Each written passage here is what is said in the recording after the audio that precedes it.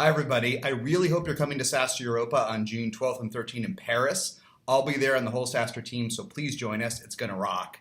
What I want to chat about briefly today are 6 signs that a VP you may love, especially a first-time VP, but really any VP, isn't going to scale to the next level. And that's always a tough one when someone that does a great job at 1 million, 2 million, 3 million, 5 million isn't going to get to the next level. But there's really 6 telltale signs I see again and again.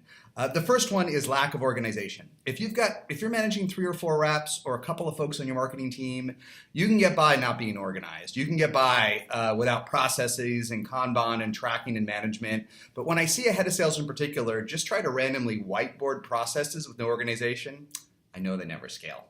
The second one is when they hire managers under them that are worse than them, that aren't great. And you see this so much with first timers, is they struggle to bring in a director or manager of sales or success or whatever under them, and they're just not good enough.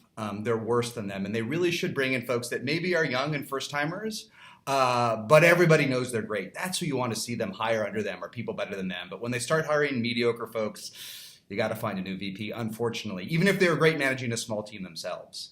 The next one is when they hire too many people just like them. This sometimes is okay in the early days, even if it's not diverse, hiring your friends.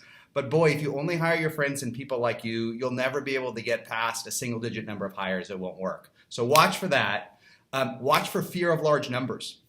Yes, doing 1 million a month is amazing, but later you're going to have to do 1 million a week, and so on and so on. And when you start to hear excuses about the numbers being too big, that doesn't work in SaaS. The revenue recurs, it should always be growing.